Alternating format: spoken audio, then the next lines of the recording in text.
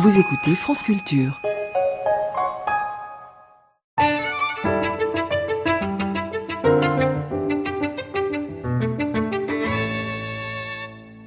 Comment ça va, Simone? Oh, moi, bien.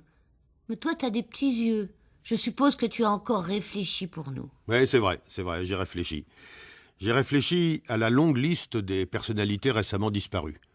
Depuis le 1er mai, nous avons appris le décès de Robert Laffont, Christian Quidet, Denis Hopper, Louise Bourgeois, Casio Ono, Andreas Voutsinas, Lucien Vanel, le cuisinier, Ginette Garcin, Martine Sarcey, Marcel Bijard, Michel Malinowski, le navigateur, Laurent Terzieff, Georges Bortoli, journaliste, Bernard Giraudot, Philippe Faure, grand homme de théâtre, Cécile Aubry, Philippe Avron, un ami très cher, Bruno Kremer. Ça fait beaucoup de monde. C'est ce que je me disais. Et je me demandais même si nous n'allions pas bientôt compter un mort par jour. Joyeuse perspective. C'est pourtant ce qui va arriver. Mais pas parce qu'on meurt plus aujourd'hui qu'autrefois. Ce serait une sottise de le prétendre.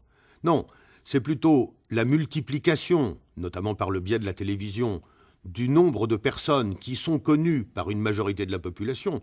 C'est l'accroissement du cheptel de ces personnalités ayant une forte notoriété, pour de bonnes ou de moins bonnes raisons, et souvent sans aucune raison, mais là n'est pas la question.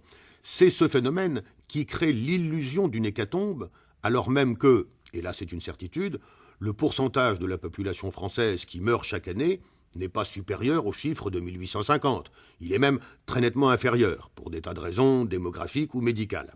Mais au XIXe siècle, combien y avait-il de personnalités connues par 80% des Français? 2, 3. Le roi, la reine, un grand ministre, quelques écrivains ou compositeurs, ou grands industriels peut-être, parmi les élites parisiennes, mais pas davantage. Aujourd'hui, les présentateurs de la météo, qui sont sûrement très gentils, mais qui n'ont rien de très éminent, forment déjà un bataillon de quelques 50 personnes connues d'une majorité de la population.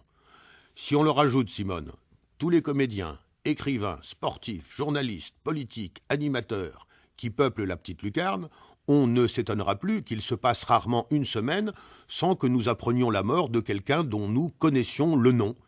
Et cela génère en nous une sensation, je le disais, d'hécatombe sans aucun fondement réel. Donc, si je te comprends bien, il n'y a pas lieu de paniquer. Non. La grande faucheuse n'est pas dans une phase d'activité exponentiellement croissante. Au-delà du chagrin que nous cause telle ou telle disparition, la vie a encore largement le dessus. Si on allait au cinéma pour fêter ça?